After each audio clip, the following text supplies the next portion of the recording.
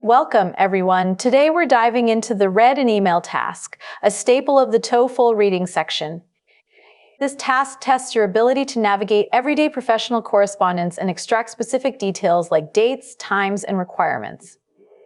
We'll be breaking down a clinic reminder to see how small phrases hold the key to answering questions correctly. Let's get started and sharpen those scanning skills. If you found this breakdown helpful, make sure to subscribe to myTOEFL for more expert strategies. Let's keep working together to reach your target score. Thompson Task Mail, com. The recipient of this message is identified by the address M. Thompson Fastmail, com, which tells us the email is intended for Mark Thompson. E. White City Clinic, com. This email is sent from EY to City Clinic, com, the domain City Clinic. Com clearly indicates that the context is medical or healthcare related. The 4/10/10/2024. The message was sent on 04/10/10/224. In TOEFL emails, keeping track of the date is vital for understanding the timeline of appointments or deadlines. Annual physical examination. The subject annual physical examination immediately clarifies the purpose of the email. It prepares the reader to receive information about a routine medical checkup. Dear Mark Thompson. Addressing the recipient as Dear Mark Thompson establishes a professional yet direct tone common in business and medical communications. This is a reminder of your upcoming annual health checkup at City Clinic. This sentence functions as the opening statement, using the word reminder to signal that this is a follow-up about a previously arranged health checkup. Your appointment is scheduled for next Tuesday, April 16th. Here, the sender provides the specific date of the visit, noting it is scheduled for next Tuesday, April 16th. This is a key detail for time-based questions. Dr. White will see you in office 2004 at 10:15 am sharp. The phrase 10:15 am sharp emphasizes punctuality, while providing the exact location as office 24. Notice how the clinic uses sharp to indicate that the patient should not be late. Please do not eat or drink anything except water for 8 hours before the visit.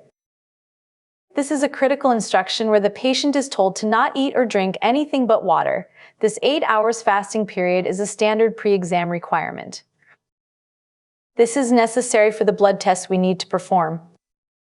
The sender explains the reason for the fast, stating it is necessary for blood tests. This logical link helps the patient understand the importance of the previous instruction.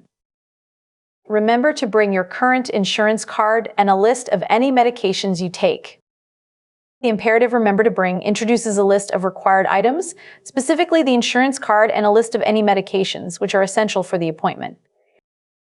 If you have any questions, please contact our reception desk. The email concludes the body by offering help, directing the recipient to the reception desk if they have any questions.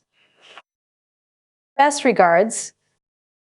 The sign-off best regards formally concludes the professional exchange. Emily White. The sender is confirmed as Emily White, likely the office administrator or the doctor mentioned earlier. When is Mark's appointment scheduled to take place? This question asks for specific detail when the appointment is. We need to scan the text for time and day markers. Now, keeping this in mind, let's look at our options. Let's take a closer look at option A. Tuesday at 4 p.m. While the day is correct, the time 4 p.m. contradicts the text, which explicitly states 10:15 am. We can eliminate this. Now let's examine option B. Monday at 10:15 am. This option mentions Monday, but the passage says the appointment is next Tuesday. Therefore, this is incorrect. Here's option C. Let's break it down. D at 10:15 am. This choice perfectly matches the details in the email, which lists next Tuesday and 10:15 am. This looks like our winner.